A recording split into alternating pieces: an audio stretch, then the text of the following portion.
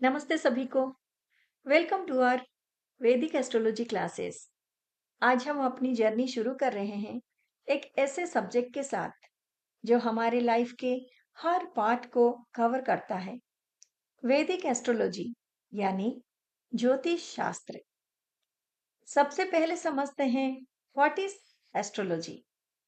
ज्योतिष शास्त्र एक ऐसी डिवाइन साइंस है जो हमारे जन्म के समय ग्रहों की स्थिति के बेस पर बताती है कि हमारी लाइफ के इवेंट्स कैसे अनफोल्ड होंगे।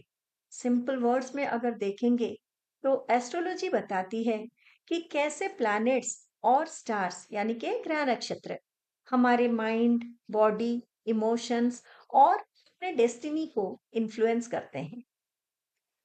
एग्जाम्पल की तरह देखेंगे, जैसे अगर कोई बच्चा उसके जन्म के समय अगर उसका चंद्रमा स्ट्रांग हो तो वो बहुत इमोशनल और केयरिंग नेचर का होता है। और अगर मंगल स्ट्रांग हो जाए तो वो एनर्जेटिक और एक्शन ओरिएंटेड होता है। अब हम चलते हैं मीनिंग ऑफ द वर्ड ज्योतिष। ज्योतिष शब्द दो पार्ट से मिलकर बना है। ज्योति जिसका मतलब है लाइट यानी कि प्रकाश। दूसरा शब्द है ईश, इसका मतलब है गॉड या ईश्वर। तो ज्योतिष का अर्थ हुआ लाइट ऑफ गॉड यानी कि डिवाइन लाइट, यानी एक ऐसी डिवाइन लाइट जो हमें अंधकार में भी रास्ता दिखाती है। फॉर एग्जाम्पल, जैसे अंधेरी रात में एक छोटा सा दीपक भी रास्ता दिखा देता है, वैसे ही एस्ट्रोलॉजी हमें लाइफ के टफ टाइम में डायरेक्शन देती है कि कौन सी दिशा में हमें स्टेप लेना चाहिए। तो चलिए दोस्तों, अब देखते हैं why do we study astrology. हमें एस्ट्रोलॉजी क्यों पढ़ना चाहिए। हम एस्ट्रोलॉजी इसलिए पढ़ते हैं ताकि हम समझ सकें हमारे लाइफ के पैटर्न्स क्या क्या हैं, कौन कौन सी चीजें हमें लाइफ में ग्रोथ दिलाती हैं और कौन कौन सी चीजों से हमें रुकावटें हमारी लाइफ में आती है, कौन कौन से कार्मिक लेसन्स हमें सीखने पड़ते हैं और किस समय कौन सा डिसीजन लेना सही होगा। In short, astrology helps us to understand ourselves and our timing of life. Example पे देखेंगे, जैसे अगर किसी व्यक्ति की लाइफ में बार बार जॉब चेंज होती है तो एस्ट्रोलॉजी से हम ये समझ सकते हैं कि उसके ग्रह स्टेबल जॉब के लिए सपोर्टिव है या इंडिपेंडेंट वर्क के लिए है। उससे उसे क्लैरिटी मिलती है। एस्ट्रोलॉजी इज नॉट सुपरस्टिशन, यानी कि एस्ट्रोलॉजी कोई अंधविश्वास नहीं है। बहुत लोग कहते हैं कि एस्ट्रोलॉजी सिर्फ बिलीफ है, पर ऐसा नहीं है। एस्ट्रोलॉजी एक मैथमेटिकल और स्पिरिचुअल साइंस है। इसमें हम प्लैनेट्स की डिग्री, पोजीशन, मूवमेंट और रिलेशन को स्टडी करते हैं। जैसे हम फिजिक्स में मोशन और ग्रेविटी को स्टडी करते हैं। डिफरेंस बस इतना है कि एस्ट्रोलॉजी हमारे इनर वर्ल्ड के मोशन को बताती है, यानी कि हमारी अंदर की भावनाएं हमारी जीवन की पूरी राह को बताती है। आगे चलकर हम हर एक बात को एग्जाम्पल के माध्यम से देखेंगे और पढ़ेंगे।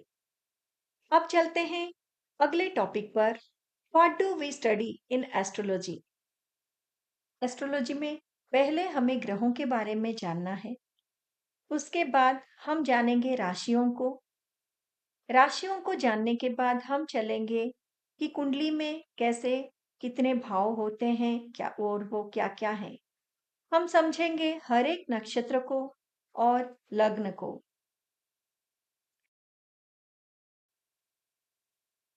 अभी हम सीखेंगे एस्ट्रोलॉजी के कुछ फंडामेंटल कॉन्सेप्ट्स जो हर स्टूडेंट के लिए बहुत इंपॉर्टेंट होते हैं। ज्योतिष सीखने के लिए फंडामेंटल्स को अच्छी तरह से समझना बहुत जरूरी है। ज्योतिष के बेसिक में तीन मेन चीजें होती हैं, ग्रह, राशि और भाव। अगर आप इन तीनों को अच्छी तरह से समझ जाते हो तो आप कुंडली को कुछ हद तक पढ़ना सीख जाते हो।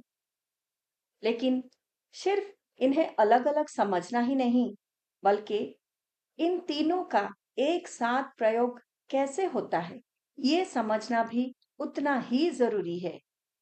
इस क्लास में हम यही तीन चीजें, ग्रह, राशि और भाव के प्राथमिक बातें यानी कि बेसिक डिटेल सीखेंगे।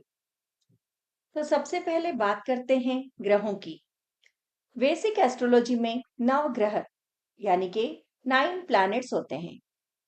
सूर्य, दूसरा ग्रह है चंद्रमा, मंगल, बुध, गुरु या बृहस्पति भी कहा जाता है, शुक्र, शनि और इनके अलावा दो छाया ग्रह राहु और केतु। ये सारे ग्रहों के नाम सप्ताह के नाम के अनुसार दिए गए हैं। एक छोटा सा एग्जाम्पल लेते हैं। जैसे सूर्य को राजा माना गया है और शनि को प्रजा। दोनों के नेचर बिल्कुल अलग होते हैं, इसलिए जब ये दोनों एक साथ आते हैं तो लाइफ में ऑथोरिटी और स्ट्रगल दोनों साथ दिखते हैं। इन ग्रहों के नाम आपको अच्छे से याद होने चाहिए, क्योंकि कुंडली समझने के लिए ये सबसे पहला स्टेप है। अब हम चलते हैं राशियों की तरफ। ये नवग्रह राशियों को रूल यानी के शासन करते हैं। मतलब हर ग्रह के पास एक या दो राशियां होती हैं जहां पर वो कंफर्टेबल फील करते हैं। ज्योतिष में टोटल 12 राशियां होते हैं।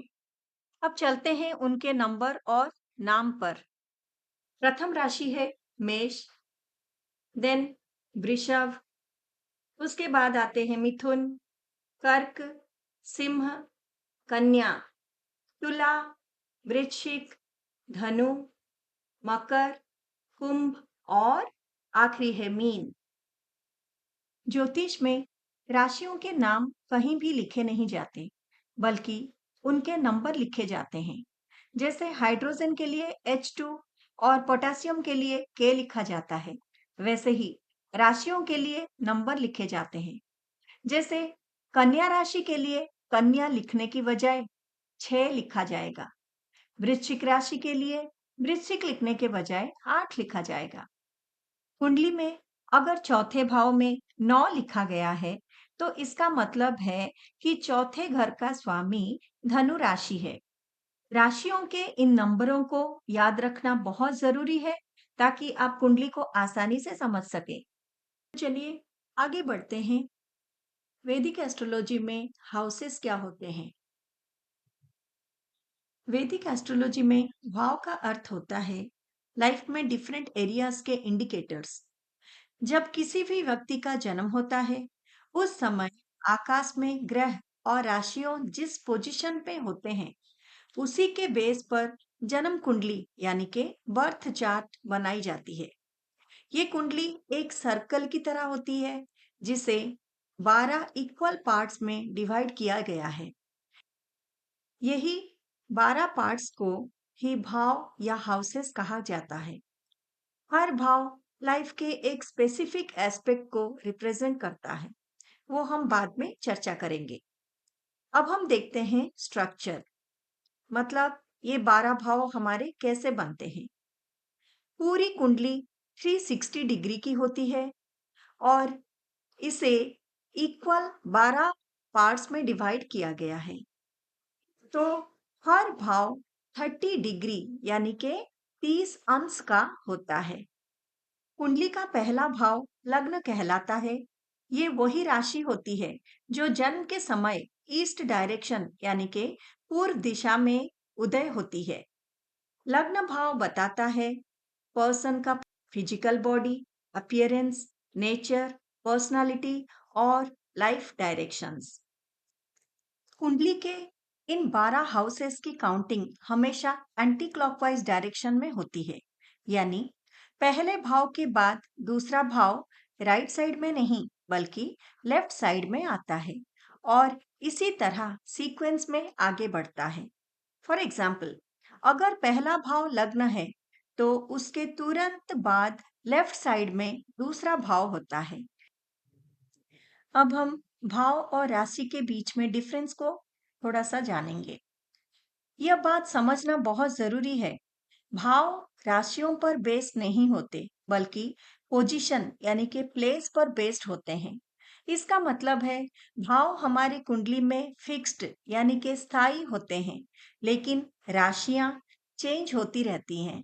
एग्जाम्पल, अगर किसी के लग्न में मेष राशि है तो उनका फर्स्ट भाव मेष है, यानी कि मेष लग्न कहलाता है। लेकिन किसी और पर्सन के लिए वही पहला भाव वृषभ भी हो सकता है। Now let's focus on some important point about the houses and राशि numbers. हाउसेस के नंबर्स 1 से 12 कभी भी कुंडली के अंदर लिखे हुए नहीं होते। ये पहले दिन से ही आपको याद रखने पड़ते हैं। कुंडली के हर भाव में जो नंबर लिखा हुआ होता है वो राशि का नंबर होता है, भाव का नहीं।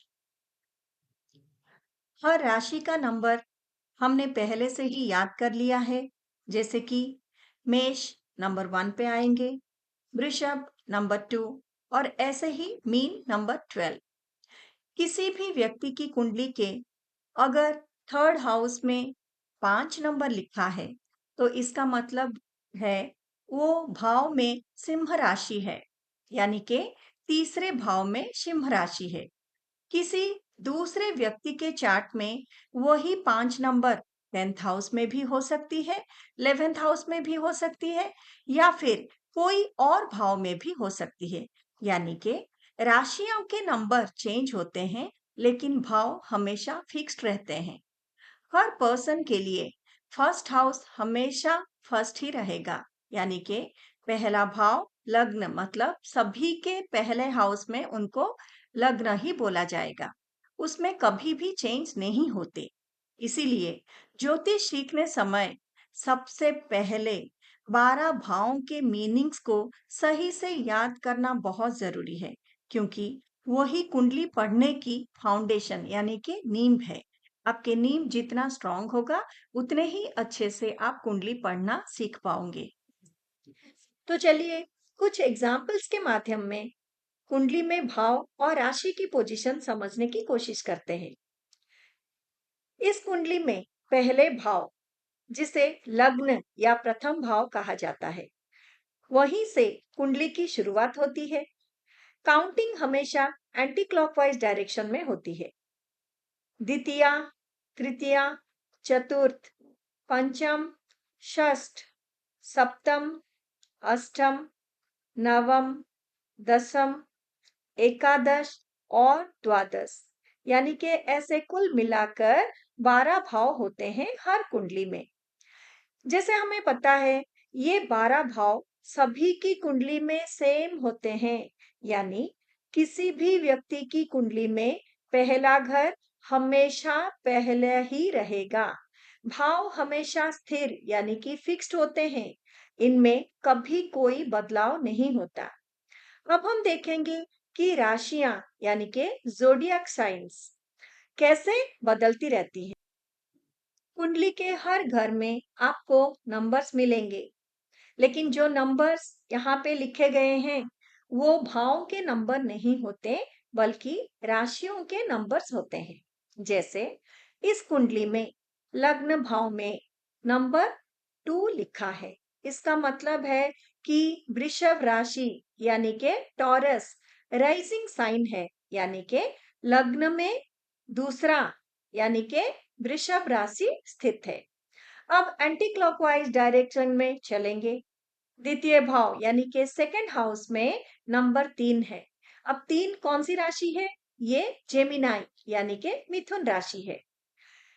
तृतीय भाव हो गया थर्ड हाउस, और तृतीय भाव में हमें दिखाई देगा 4 नंबर। 4 नंबर कौन सी राशि? कर्क राशि।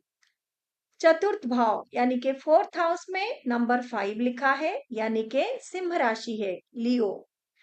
पांचवें भाव में नंबर 6 यानी कि कन्या राशि। सिक्स्थ हाउस में नंबर 7 है, यानी कि तुला राशि, लिब्रा। इसी पैटर्न को कंटिन्यू करते हुए जब हम द्वादश भाव यानी कि 12th हाउस तक पहुंचते हैं तो वहां नंबर लिखा है हमारा 1। इसका मतलब है मेष राशि 12वें नंबर घर में है। इससे ये समझ में आता है कि भाव सबके लिए सेम होते हैं। अब आप लोग प्रैक्टिस करेंगे ताकि ये कॉन्सेप्ट और क्लियर हो जाए। हमने यहाँ दो कुंडली ली हैं। इन दोनों के एग्जाम्पल से आपको ये समझ में आएगा कि भाव में कभी कोई चेंजेस नहीं होते, लेकिन हर भाव में लिखे गए नंबर्स यानी कि राशियों के नंबर्स अलग-अलग होंगे।